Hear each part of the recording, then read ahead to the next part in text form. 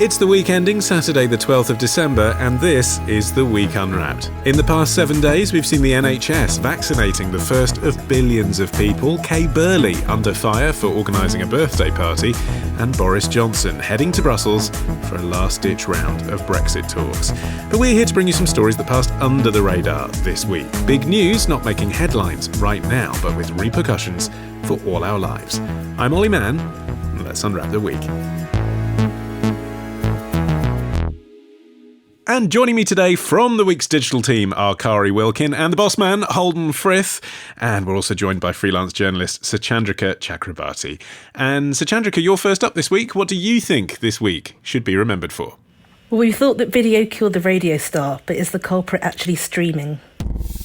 With streaming, what's complicated about it is that rather than you buying a record or downloading a track, as you used to do with your iPod, what you're doing when you stream music, sometimes you choose a track, and sometimes, in fact, quite a lot of the time, you're presented with a piece of music to listen to through the algorithm and so on. And therefore, it's kind of a hybrid of downloading a track and you listening to the radio. And therefore, some money should be going to musicians in the same way as if that track was being played on the radio. And there's an existing legal right which we could latch onto if necessary and make some of that money get through to musicians. Is that the essence of your argument? Absolutely. Kevin Brennan MP speaking this week at a Commons Select Committee into music streaming services. Suchandrika, what's the story? Well, we were just about to hear from Tom Gray of the band Gomez. Do you all remember Gomez from the late 90s? I saw them last year at a festival because the late 90s is the latest my musical knowledge goes. It just ends after that. So, yeah, they had some big hits back in the day. Their first album from 97 is called Bring It On. And I didn't remember that, but when I looked up the song Whippin' Piccadilly from 98... then I remember them, so please go and look up that music video. And they're also an excellent band live. What's this got to do with the news, Suchandrika? I just want to make sure people remember it. So basically, I also have a quiz for you guys.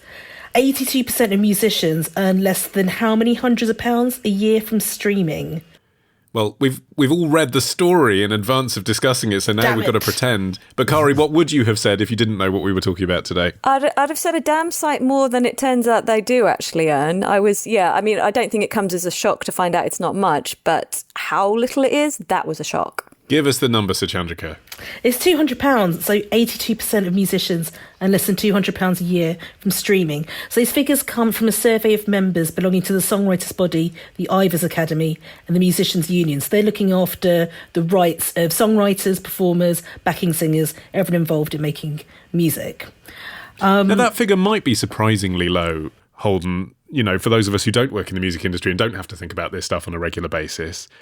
But I do wonder whether, just like the majority of actors have always been between jobs, isn't it the case that the majority of musicians have always struggled to pay the bills using royalties? And this figure's come to light because obviously live performance has dried up during the pandemic, and that's killed off another revenue stream. But, maybe you could never really live off music royalties. There's certainly always been a lot of musicians who weren't really making their living from their art and had other ways of making ends meet in order to let them do something they really did out of passion. But I think what has really changed, I guess over the last 20-25 years has been the reduction in the amount of money you can make from recorded music.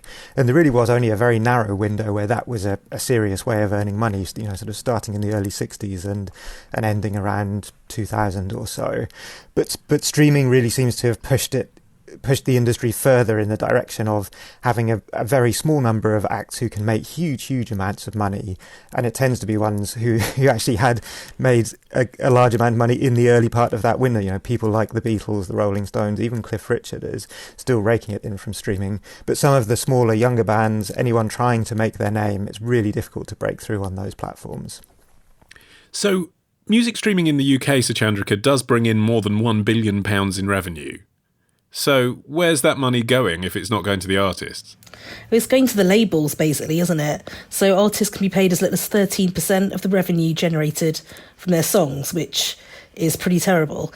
And a lot of the artists have been called into a UK Parliament inquiry that's going on at the moment. And one artist mentioned that, we have to drive Ubers as well as making music, which seems, to make us think, well, where do they have the time to make music? And as you said, live performance isn't really happening this year. So do we want them to be doing all of these other jobs as well as the music? And then they're not the only creative people in the world who have to do several jobs as well. But with an inquiry going on in the moment, it does seem like their concerns are being taken very seriously.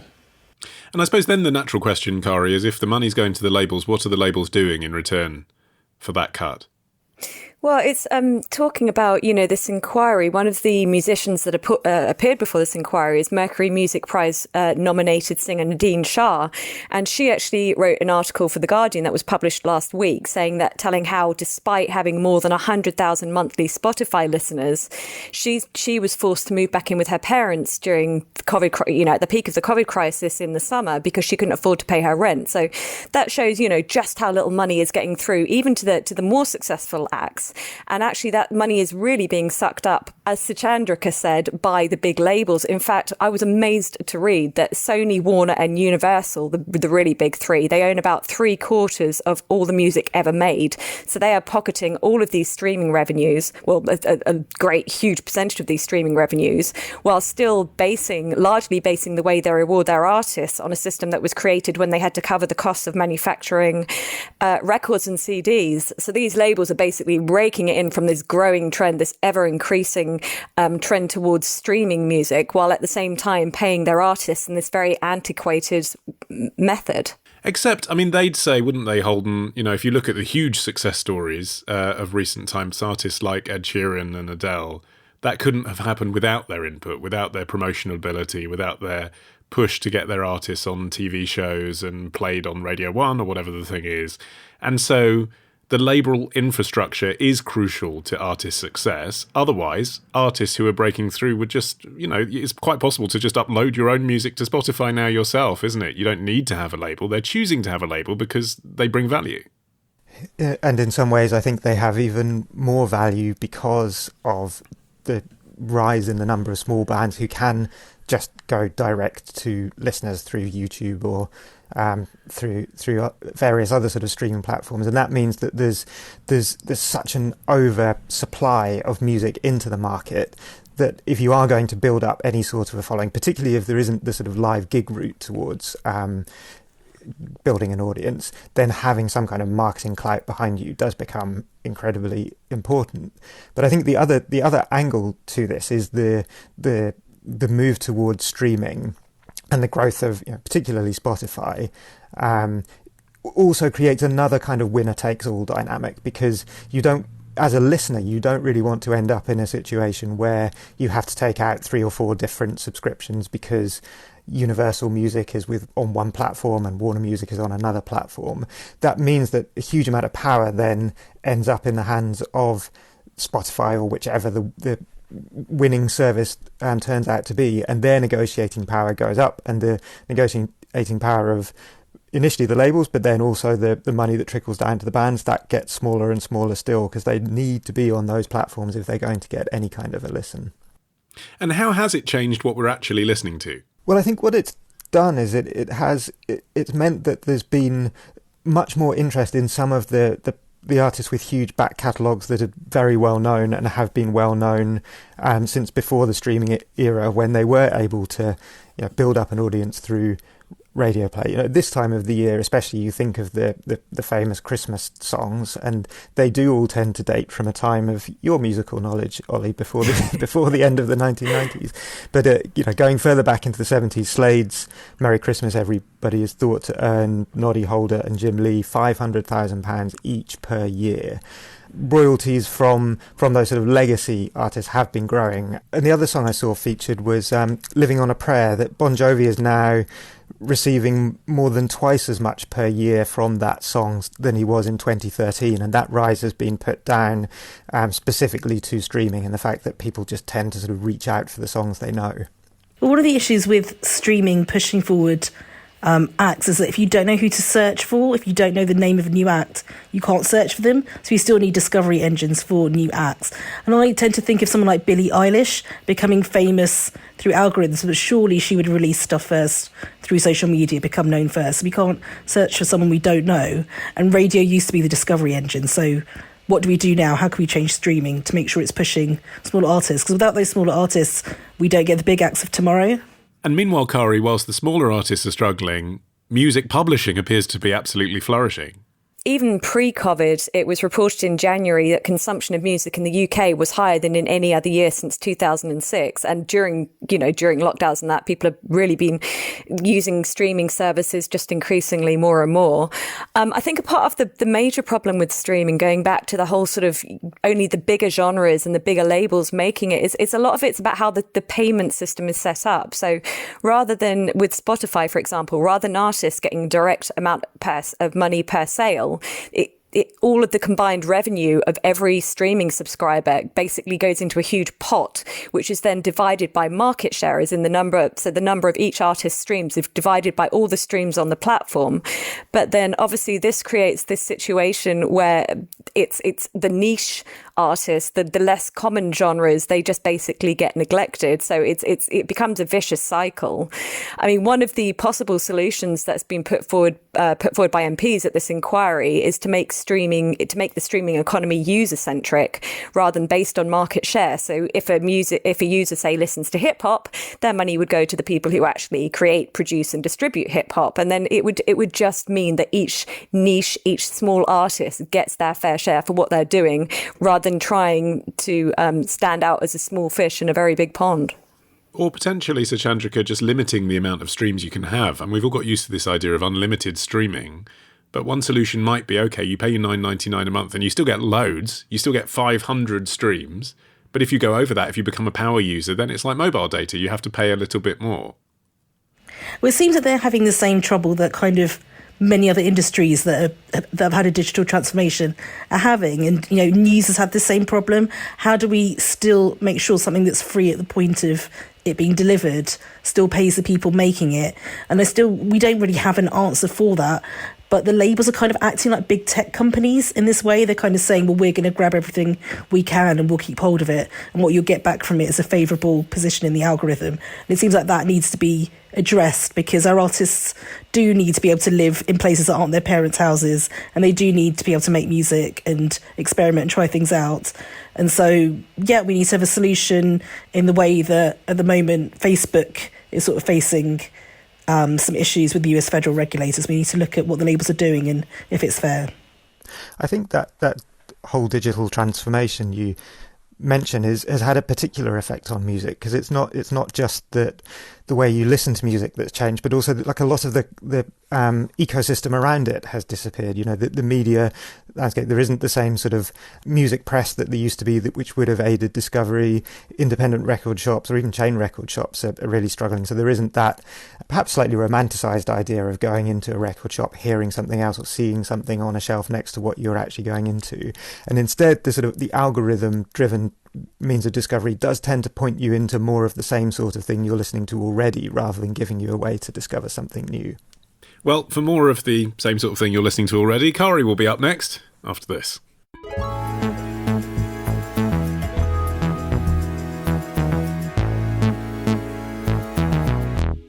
OK, Kari, your turn. What do you think this week will be remembered for? Why is a planned ban on fur raising so many hackles? I think it's inevitable that there will be a fur ban. I think it's inevitable that the fur farms in Europe will continue to close.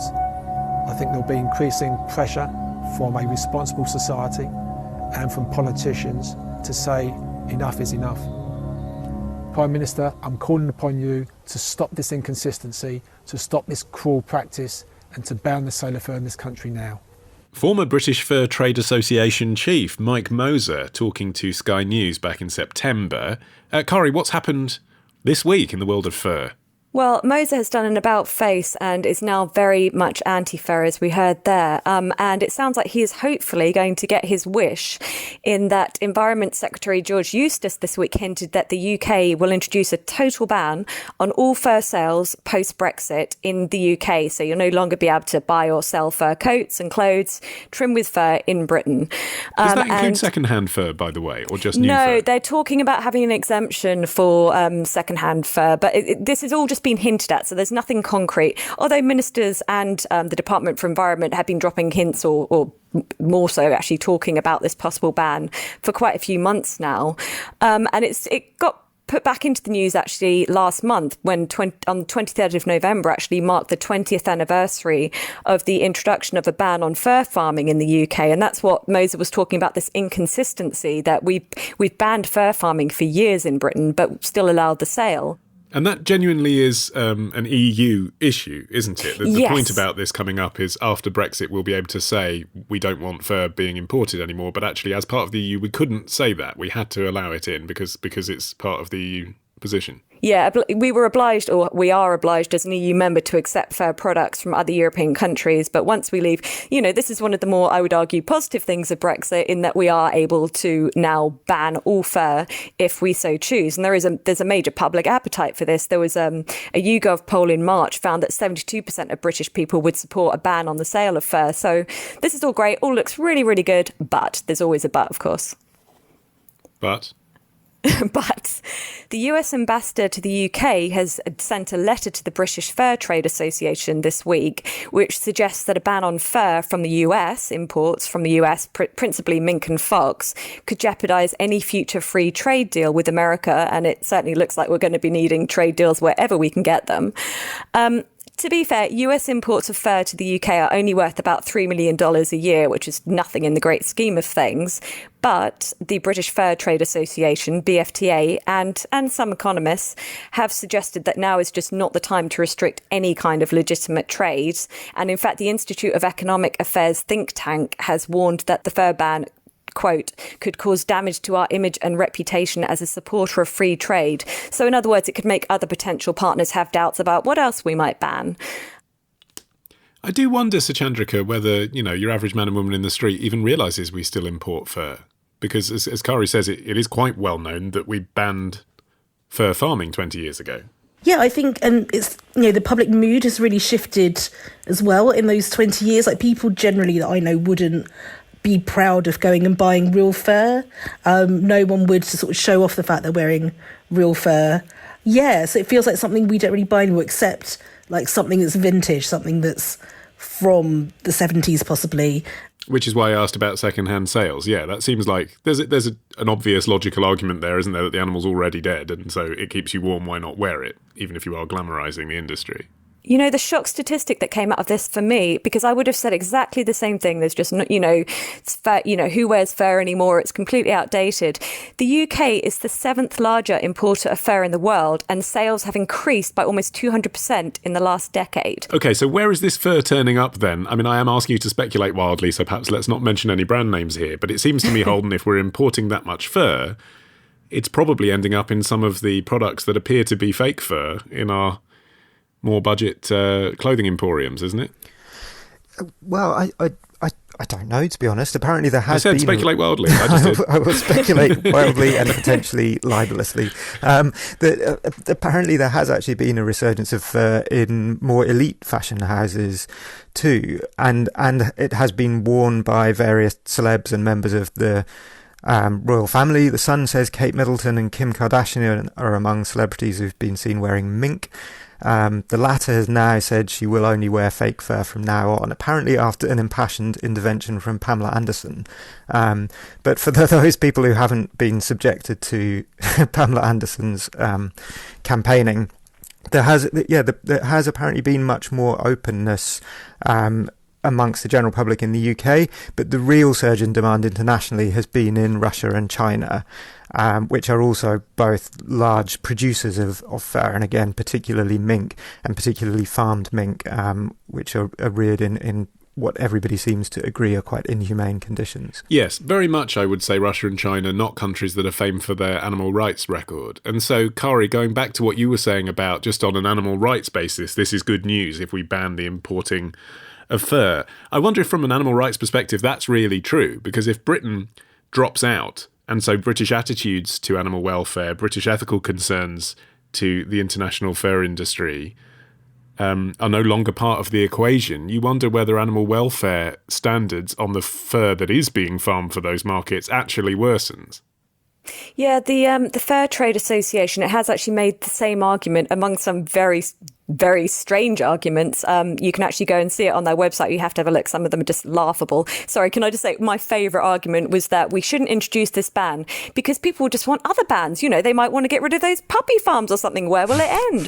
Which, I thought that was hysterical. But to be fair, one of the more reasonable arguments they make, they do point out that under EU law, there are very strict controls about rules about killing animals and animal welfare, you know, so they don't suffer too much apart from when they die. So you could argue that, yes, we're withdrawing from supporting these sort of higher standards of killing animals. So therefore it is weakening it in the long run. I'm not convinced that's an argument for continuing imports myself. I think the second-hand aspect of it is really interesting because the ban on ivory started as a ban on the sale of new ivory, the ban on an import. But eventually it has evolved towards a complete ban on all sales, second-hand or new. Pre-1945, I think, was at one point the cut-off point. But it was eventually just felt that having any kind of sales of ivory in any form kept that market going, kept demand going. So I wouldn't be too surprised if the Fur Association aren't right in a sense that once you start along this route, the appetite for eliminating the trade entirely is going to gather pace. Except ivory has no real purpose, does it? It's ornamental and it's out of fashion. So, I mean, it's not like there's fake ivory that's doing the rounds in homeware stores, whereas fur does keep you warm. I mean, that is why, you know, Russians have worn it for thousands of years. So, I mean, you can understand if fake fur is still a thing because people want to keep warm, there will always be a market there. But there are many synthetic fabrics that can do that now, and very convincing looking faux fur. I think you may have got the sense that I'm not a big fur fan, but I don't think that there's an argument that there's a gap that can't be filled there. Currently, 80% of our animal welfare legislation in the UK comes from the EU, so things are really going to change after Brexit. And it is important we talk about fur. But 2 months ago with the Animal Agriculture Bill, which will basically mean we'll get that chlorinated chicken and all of that stuff over here. And I wonder if that's slightly more pressing, because as you say, sort of ivory, there's no fake ivory around.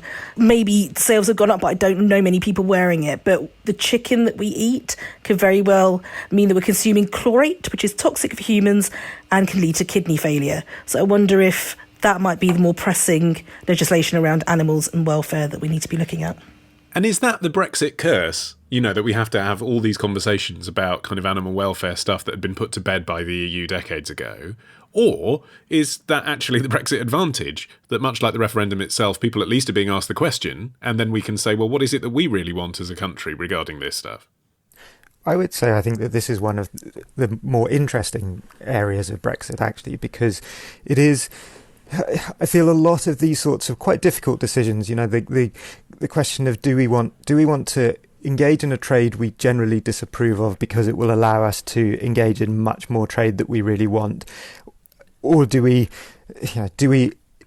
decide that we're going to take a firm moral line on something even if it costs us? All of those sorts of decisions we've essentially outsourced to the EU, handed over the responsibility, and then perhaps grumbled about the consequences of it without actually being able to take any action.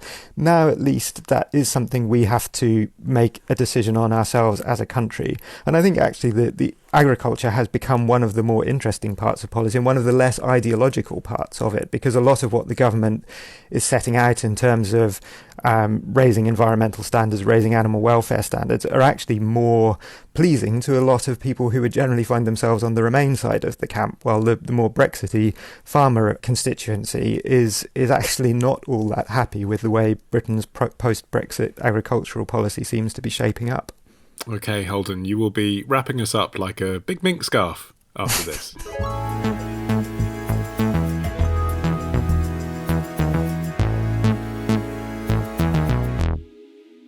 Holden, you're finishing the show. What do you think this week will be remembered for?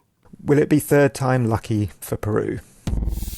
The tyres that would normally be seen turning through the fields are now being used to fuel burning barricades. Fed up with being exploited and facing what they see as too much injustice, protesting farm workers have been out in force once again in Peru. Their calls for change have now spread further north, but they've also become increasingly violent, with clashes breaking out with police and a first casualty confirmed. Thomas Waterhouse there reporting on the ongoing situation in Peru for France 24. Holden, this does seem to fit our brief perfectly because this is a story that has definitely passed under my radar.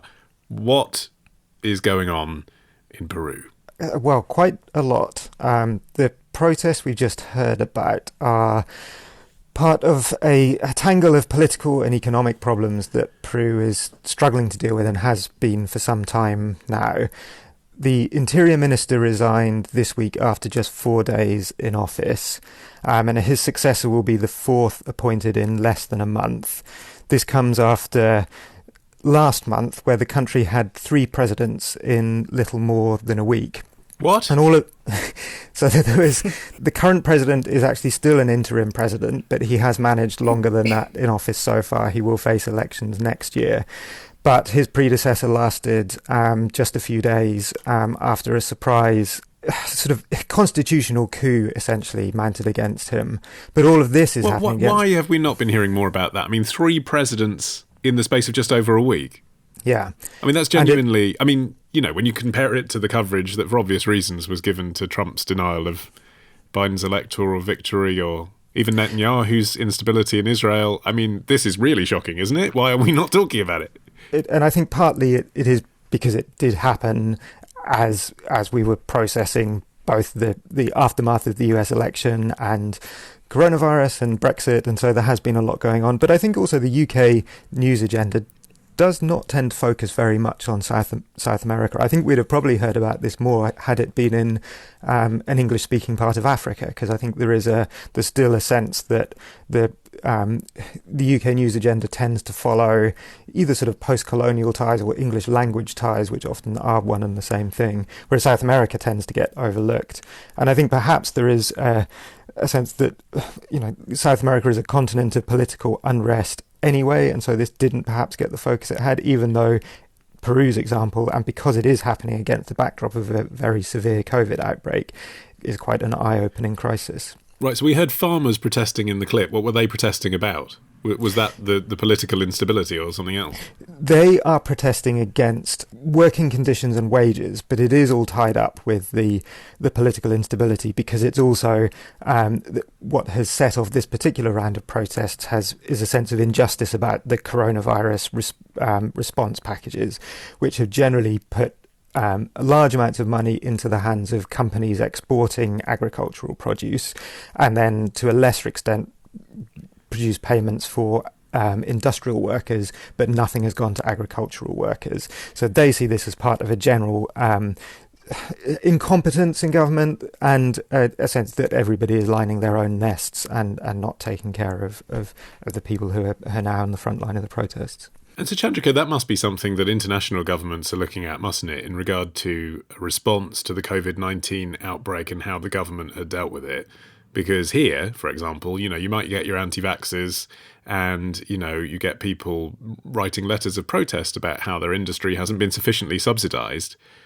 But we're not seeing this kind of, burning stuff in the streets going on. Yeah, I guess we don't have a presidential system, do we? And it seems like that's kind of a major difference. I can think of somewhere else there's a presidential system, but they seem to be having a bit more of a peaceful transition, kind of. But it looks like there's just such power in the kind of senates of a country like Peru, or indeed in Paraguay and Brazil. You've had similar kind of situations in the 20-teens. I don't know what we're calling that decade, the teenies. The last decade. So, yeah, it seems as though I struggle to think of who would tell our leaders to step down in the same way or force them to in the same way. But you have had, in 2012 in Paraguay, President Fernando Lugo was impeached by Congress. 2016 in Brazil, Dilma Rousseff. And then in 2019, Paraguay tried again to impeach a president, but it didn't work this time. So it seems that there is a real split of power between a president and their lawmakers, which you don't have as much strength, I find, perhaps in the American system, and certainly the British system doesn't work in the same way we elect parties, not a president. And Kari, I saw a quote in the Washington Post from one of the protesters who said that the government there had messed with the wrong generation. I mean, to what extent do you think the changing demographics of Peru have brought these issues to a head?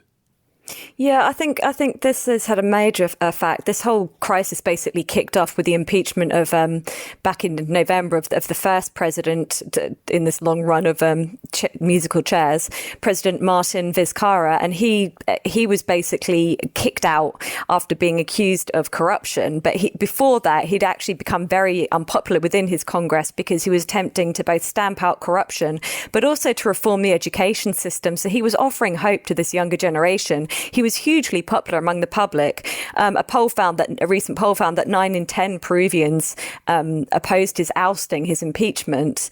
So there was real disappointment. He had built up this hope, and he was kicked out by a Congress who were really very clearly corrupt. He was voted out by 105 to 16 by the 130 members of Congress, of whom 68 are themselves under a criminal investigation for offences including bribery and money laundering and sex assault and even murder. And yet they have parliamentary immunity. And this was just the boiling point for this younger generation who had been offered this hope and then had it snatched away yet again. Yeah, I think one of the reasons I wanted to bring this story is partly because it's a good example, but perhaps a more extreme example of how COVID and the economic and social consequences are really putting pressure on existing political problems really all over the world. And I think that Peru might be a bit of a canary in the coal mine here, particularly across Europe and other richer countries. There's been a lot of insulation for people with government spending schemes. That's not going to last forever. It's likely that some of the sort of social unrest that we've seen in Peru might in other forms start to sort of bubble up where there are underlying tensions once we see the full economic effect of the pandemic. Yeah, Kari, what do you think is going to happen next for Peru and for all of us? I mean, I'd like to be optimistic. The current president, Francisco Sagasti, he's taken up the mantle of... At the time of recording. Yeah, he's taken up the mantle. Yeah, he'll be long gone, 3 others in the meantime. But he's taken up the mantle of basically fighting corruption. And he's also launched massive reforms of the police system because of the harsh response to the protests that erupted after the first president was ousted. 2 protesters were killed, dozens were injured. And he basically has swept away. He sacked the head of the police and 18 top police generals over this deadly crackdown. So, and he's again talking about fighting corruption. On the other hand, the latest interior minister, who was booted out on Monday, he's been replaced with a former police officer by this president. And it's basically he's already having to make compromises in order to stay in power, to keep the support of Congress. So I would like to think... You promised us some optimism. Well, I'm trying to find a thread of optimism. Young people are really angry, so hopefully something will get done. That's probably about as concrete as I can offer at the moment. I think actually there is an optimistic side here, and it's not only that young people are angry, but they do actually seem to be engaging with consequences. It was young people coming out onto the street in protest that persuaded the first of the interim presidents to step down. And so I think the current president is on notice that unless he does act to change some things, he may face the consequences. Okay, well, that'll have to do. My thanks to the next 3 presidents of Peru, Holden, Frith, Kari, Wilkin and Suchandrika Chakrabarti. But that is it for this edition of The Week Unwrapped. We will be back next Friday. You can subscribe for free via your podcast app of choice. Just search for The Week Unwrapped. I've been Olly Mann. Our music is by Tom Morby, the producer, Matt Hill at Rethink Audio. And until we meet again to unwrap next week, bye-bye.